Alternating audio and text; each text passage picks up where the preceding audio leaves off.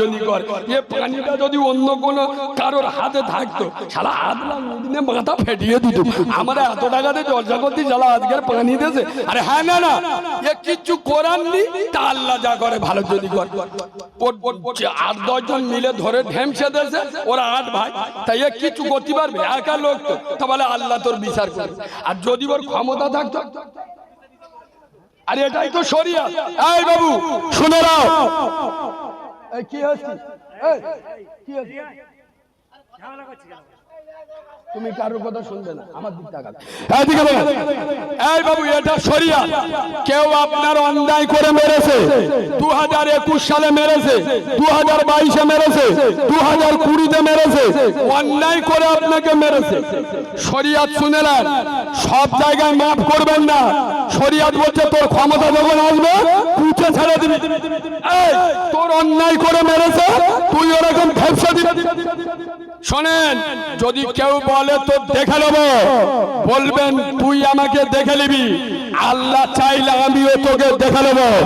এক মাগে শীত যায় না, মাথায় রাখবে এটাই শরিয়ত। তোমার উপরে তো অন্যায় করে মেরেছে বিনা অপরাধে, শরিয়ত বলছে তুমিও ধরো। এই বাবু ভালো করে শুনেন, যেটা বুঝতে পারবে না জিজ্ঞেস করে দেবে। সামনে চলে মুসা নবী বলছে আল্লাহ, তাহলে আমরা কি করে বুঝবো তুমি নারাজ হয়ে যাও আমাদের উপরে? বলছে মুসা সবচেয়ে বড় আমার আলামত হলো বিনা কারণে বিনা সময় বৃষ্টি হবে, সময়ে সময়ে হবে না। নাম্বার 2 নাম্বারটা বলবো, বিরাট কোড়া কি কালমেঘার পাতা দেখোস তো, তার থেকে কোড়া ঝামিলি হবে নি তো? এই সবাই মিলে বলে ঝামিলি হবেন তো? রেডি তো? আমি ইনশাল্লাহ বলবো, কারণ আমি মাল আলাদা, ও মরণ হয় হবে। শুনে নাও, 2 নাম্বার আল্লাহ বলছেন আমি অযোগ্য ব্যক্তির হাতে ক্ষমতা তুলে দেব। সমাজে মদ হোক, সুদ হোক, জেনা হোক, মুসুরি তোলা কেসের আসামি, তারা সমাজের নেতা হবে, অযোগ্যরা নেতৃত্ব দেবে। আজ ভাঙড়ের মাটিতে দাঁড়িয়ে আমি বাচ্চা মাওলানা কারিমুল্লাহ জাহাদি নেতৃত্ব কারে বলে? আল্লাহর কোরআন বলেছেন লাকাদ কানা লাকুম ফি রাসূলিল্লাহি উসওয়াতুন হাসানাহ। হে ভাঙড়ের মুসলমান, হে চন্দনেশ্বরের মুসলমান, হে সুদূরাইদের মুসলমান, আমি আল্লাহ জানিয়ে দিলাম লাকাদ কানা লাকুম ফি রাসূলিল্লাহি উসওয়াতুন হাসানাহ। পৃথিবীতে যদি কোনো নেতার নেতৃত্ব মানতে হয়, কোন আদর্শকে মেনে নিতে হয়, কোন চরিত্র গ্রহণ করতে হয়, কোন আখলাকের অনুকরণ করতে হয়, তোমরা নবী মুহাম্মদ রাসূলুল্লাহকে মেনে নাও। আরে আমি বাচ্চা মাওলানা কারিমুল্লাহ জাহাদি ওই নেতার নেতৃত্ব মানি, সেই নেতার নাম নবী মুহাম্মদ রাসূলুল্লাহ। আরে ওই নেতাকে আমরা মানবো যার ভিতরে রাসূলুল্লাহর আদর্শ আছে, যার ভিতরে রাসূলের চরিত্র আছে, যার ভিতরে নবীর আখলাক আছে, যার ভিতরে রাসূলুল্লাহর সুন্নতি দাঁড়িয়ে আছে।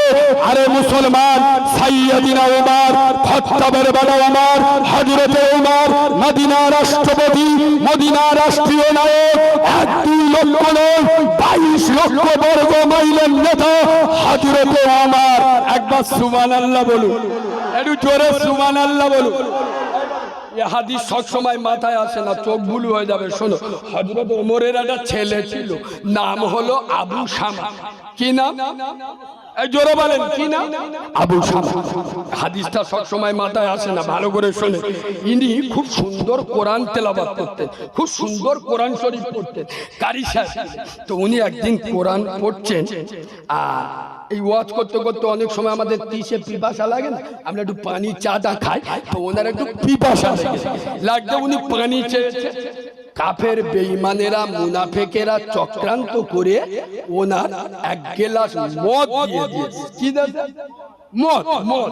আচ্ছা বল, এই আমি ওয়াজ করতে করতে ভাইকে পানি চাইলাম, ভাই পানি দিল, আমি ঠক ঠক করে এখন খেয়ে ফেললাম। এখন নিতে পানি আছে নাকি আপনার আছে? আমি হট করে বলবো, আর কথা বলে না, বুঝবো হট করে 2-3 ডোক খেলে তারপরে বোঝে শামা তুলে সাথে সাথে মুখে দিয়ে দেবার পরে মদিনায় ছড়িয়ে গেল যে মদিনা রাষ্ট্রপতি, মদিনা রাষ্ট্রীয় নায়ক, আমিরুল মুমিনিন, খলিফাতুল মুসলিমিন, খলিফাতুল মোহাম্মদুর রাসূল হযরত ওমরের ছেলে মদ পান করেছে, আর ওমর মদিনার পার্লামেন্টে আইন তৈরি করেছে যে মদ খাবে 80টা বেত্রাঘাত করা হবে।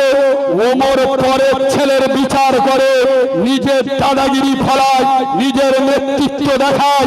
আজ ওমরের ছেলে মদ পান করেছে, আজ আমরা দেখতে চাই ওমর নিজের ছেলের বিচার কি করে করে।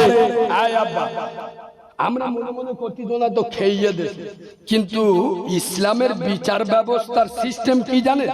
সাক্ষীর ভিত্তিতে। সাক্ষী, আমাদের ভারতবর্ষের আইনও চলে সাক্ষীর ভিত্তিতে। সাক্ষী দিতে হবে, সাক্ষী যদি দেয় তাহলে ও মার্ডার কেসের আসামি, আর যদি মার্ডারও করে দেয় সাক্ষী যদি ওর বিরুদ্ধে না হয় তাহলে ও বেকসুর খালাস। এটাও আমাদের শরিয়াতের আইন, শরিয়াতেও সাক্ষীর ভিত্তিতে।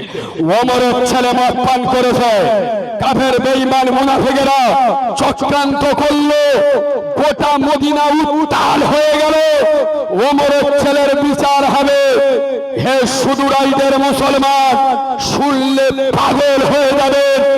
আজ উমর, সাইয়্যিদিনা উমর, খাত্তাবের বাবা উমর, আরে যে উমর একদিন বিশ্বনবী রাসূলুল্লাহর নবুয়তের মাথা কাটতে এসেছিল, আজ এই উমর ইসলামের পাহারাদার, কোরআনের পাহারাদার, রাসূলের পাহারাদার, নবুয়তের পাহারাদার, তাওহীদের পাহারাদার। শুধু তাই নয়, 22 লক্ষ বর্গ মাইলের নেতা আজ বিচারের আসনে বসেছে। আজ ওমর একজন বাপ হিসেবে নয়, আজ ওমর বসেছে ইসলামের বিচারক, কোরআনের বিচারক, রাসূলের বিচারক, নবুয়তের বিচারক, তাওহীদের বিচারক, কোরআনের বিচারক, হাদিসের বিচারক, ইনসাফের বিচারক, সত্যের বিচারক, আর তাওহীদের বিচারক। সারা বাংলা নয়, সারা ভারতবর্ষ নয়, সারা পৃথিবীর সমস্ত রাজনৈতিক ভোট বিকারী দলের চোখে আঙ্গুল দিয়ে হযরতে ওমর ইতিহাসের জন্ম দিচ্ছেন, ইতিহাস সৃষ্টি করছেন, ইতিহাস তৈরি করছেন। আজ ওমর বাপ হিসেবে নয়, কোরআনের বিচারক হিসেবে বিচার শুরু হয়ে গেছে। ওমরের ছেলের বিরুদ্ধে সাক্ষী প্রমাণ হয়ে গেছে। হযরতে ওমর অর্ডার দিলেন, কাজী 80টা বেত্রাঘাত করতে হবে ওমরের ছেলে আবু শামাকে। কথাটা একেন্ডা কমিটির ছেলেরা কি এক কাপ চা দেবে? একটু চা দাও আব্বা। আমার কথা আপনাদের অসুবিধা হচ্ছে? সবাই বলুন একবার তাকবীর দি, নারে তাকবীর। এটা শুই কে গেছে, একটু ভিজ। তুমি কোথায় যাচ্ছ? তার বাবা বসো। কি লোক তাকে আরেকবার তাকবীর দেন, নারে তাকবীর। এই শোনেন, আমি ইমাম সাহেব ভাইকে কাল থেকে দেখেছি আপনাদের ইমামদের ভালোবাসবেন আব্বা। এটা কয়ে দেখেন আল্লাহ কি নূরের চেহারা দিয়েছে। আমি একটা কথা আপনাদের বলে যাচ্ছি, শোনেন। আজ মুসলমানদের অধপতনের কারণ ওমরের কথা কেন মনে রাখবেন। কারণ কি জানেন, মুসলমানের ছানারা নিজের মার ভাত দেয় না, কিন্তু সাউরির পালকি করলে দেয়। আরে হ্যাঁ, না না, এই দেখেন আমি এখানে এই যে 2 ঘন্টা ওয়াজ করবো, 10,000 12,000 থুতুতে গুনেলে চলে যাচ্ছে। আচ্ছা আপনাদের বাপ মরে যাক, মা মরে যাক, আমি আসবো? কথা বলেন কেন?